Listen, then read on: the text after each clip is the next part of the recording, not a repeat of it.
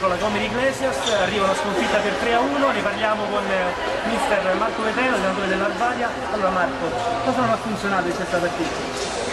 Penso che sicuramente loro sono un'ottima squadra, sono giocatori molto bravi, noi in realtà non siamo molto brillanti.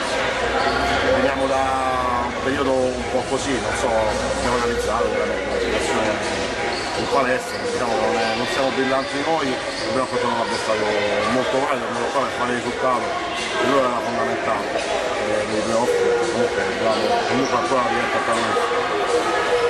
Bravi loro. Onore sicuramente agli avversari, però si rivela una pecca alla tua squadra, si dice che doveva fare qualcosina in più, in quale settore dovete fare un pochino di più? Forse manca un po' di lucidità in questo momento, come le cose non vanno benissimo, comincia un po' di confusione nel campo. Invece quello che chiedo sempre ai ragazzi è di provare a fare quelle tre cose che si dice in maniera molto serena, molto tranquilla, forse i risultati riescono ad arrivare. Oggi davanti avevamo un paio di attaccanti molto bravi, non siamo riusciti a fermarli quasi mai, quindi probabilmente la differenza l'ha fatta quello, un pochettino la nostra ricezione, che non ha funzionato a bene.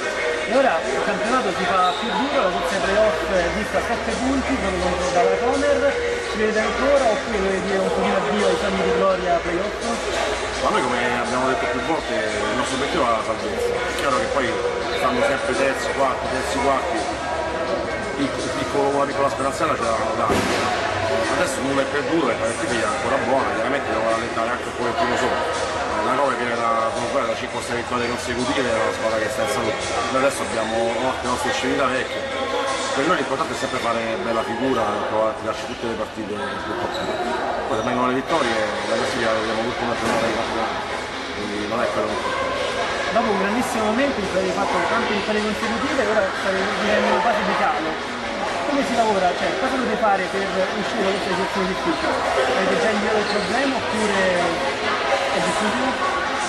Noi veniamo da un anno e mezzo, se non 2 anni, perché pure la fine dell'anno precedente alla promozione, in cui abbiamo giocato praticamente 1 o 2 partite in 2 anni. Forse stanno mancando un pochettino di energie mentali, quindi la cosa con cui stiamo andando è proprio questa.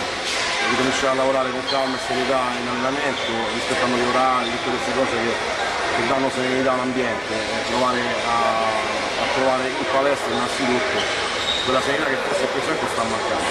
E poi le cose se vengono bene in palestra vanno bene anche in partita. E poi li lasciamo sempre molto tranquilli e molto sereni. Stiamo lavorando un pochettino sulla parte fisica perché poi abbiamo fatto degli sforzi durante questi 2 anni che probabilmente adesso stiamo pagando. Qualcuno non sta in formissima, alcuni elementi importanti, quindi diciamo che pochettino è anche preventivato. Un po' dispiace chiaramente perché comunque abbiamo fatto un giornale eccezionale, adesso sarà un giro di turno onestamente così e così e cercheremo di rifarci da qua alla fine del campionato. Grazie mister, in bocca al lupo per il proseguo della stagione.